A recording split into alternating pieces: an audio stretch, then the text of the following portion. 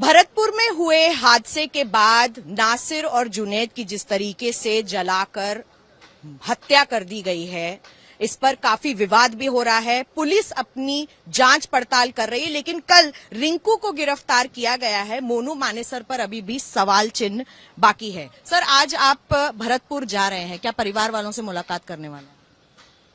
वो हमारी पार्टी के जो राजस्थान के प्रेसिडेंट है जमील खान साहब, वो लोग डिसाइड करेंगे।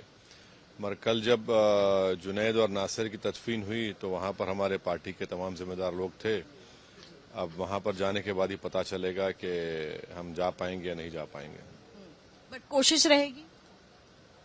नहीं, कोशिश तो है, मगर उससे बढ़कर यह है कि जिस दर्दनाक तरीके से और बर्बरियत के मुजाहरे किए गए, उन जुनैद और नासिर को हरियाणा प्रदेश से आकर राजस्थान स्टेट में उनको किडनैप करना, उनको ले जाकर मारना पीटना, और उन्हीं के परिवार के एक इस्माइल जो भाई हैं शायद जुनैद के, उन्होंने ये स्टेटमेंट दिया है मीडिया को कि इतना मारा इन दोनों को कि पुलिस को जाकर दिया ले लो, तो पुलिस ने कहा कि हम नहीं लेंगे। तो अगर ये बात सच है तो फिर ये बड़ी ही खतरनाक बात है कि पुलिस को मालूम था कि इन्होंने इनको किडनैप किया, हरियाणा पुलिस को, फिर इनको छोड़ दिया और इन्होंने उन जो भी एलिज एक्यूज है उन्होंने ले जाकर इनको जला दिया गाड़ी के समेत, और उनकी जली हुई लाशें उनके परिवार को मिली हैं। पुलिस अथॉरिटीज की इन्वेस्टिगेशन में आपको लग रहा है कि कुछ चूक इस वक्त हो रही है, या फिर क्योंकि ये एक हिंदू संगठन से मिले हुए हैं इसलिए ज्यादा इन पर मैंने मीडिया से कहा कि ये जो 6 लोगों का नाम या 5 लोगों का नाम एफआईआर में आया है, इनको हरियाणा की बीजेपी की सरकार की पूरी पॉलिटिकल सपोर्ट है, और उनका ना सिर्फ पॉलिटिकल सपोर्ट है बल्कि उनको इस बात की इजाजत दे दी गई है कि इस तरह की हरकतें करें। क्योंकि आज से थोड़े दिन पहले कासिम नामी एक 12th स्टैंडर्ड के बच्चे पर गोली चलाई गई। यही शख्स जिसका नाम आपने लिया, उसका एक वीडियो है यूट्यूब पर, और इसको सिल्वर क्या बोलते हैं उसको, वो है उसके पास, जिसमें वो गोली मार रहा है कासिम को। उसमें एफआईआर में उसका नाम आया, अब तक अरेस्ट नहीं किया गया। वारिस नामी एक शख्स को उसका एक वीडियो है लाइव फेसबुक पर किया उसने कि वारिस वो खड़ा हुआ है, वारिस के मुंह से खून बह रहा है। बाद में वारिस की मौत होती है तो पुलिस ने कहा कि एक्सीडेंट से हुई, परिवार कहता है कि मारा गया। वो यूट्यूब फेसबुक से उस वीडियो को डिलीट कर दिया। तो ये जब तक हरियाणा की सरकार इन लोगों की सपोर्ट करते रहेगी, इनके पास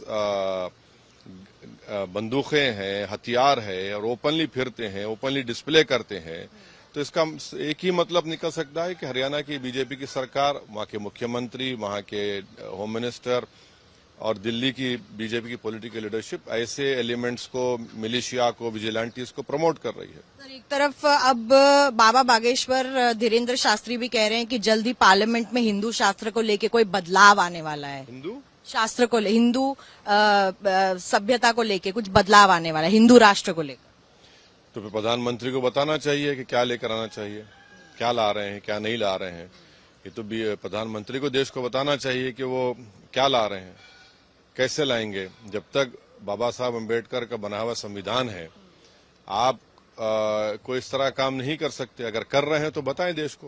तो साध्वी प्रज्ञा कह रही हैं जैसे वक्फ बोर्ड है वैसे सनातन बोर्ड भी होना चाहिए, ऐसी बातें की जा रही है अब इस वक्त। देखिए, मैंने पार्लियामेंट में कहा था कि ये जो भोपाल की एमपी मोहतरमा है, उन्होंने कर्नाटक में जाकर ये कहा कि जो घर में आप चाकू रखते हैं उसको सिर्फ तरकारी काटने के लिए मत रखिए, किसी गले भी काटिए।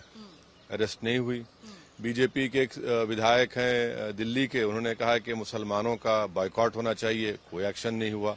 तो इसीलिए कह रहा हूं कि बीजेपी इस तरह के स्टेटमेंट्स, ऑर्गेनाइजेशंस को प्रमोट कर रही है। तो कर्नाटका की आपने बात की, टीपू सुल्तान को लेकर भी वहां पर विवाद हो रहा है। एक तरफ बीजेपी कह रही है कि जो टीपू सुल्तान के समर्थक है, जो उनको सपोर्ट कर रहे हैं, उन्हें जिंदा नहीं रहना चाहिए।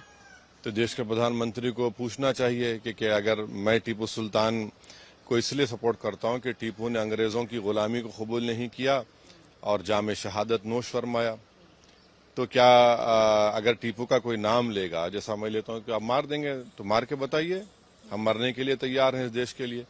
और जो पहली संविधान की किताब बनाई गई, जो आज भी पार्लियामेंट के लाइब्रेरी में मौजूद है, संविधान बनाने वालों ने और उस वक्त के कॉन्स्टिट्यूंट असेंबली के जिम्मेदारों ने उस किताब में टीपू की फोटो को रखा।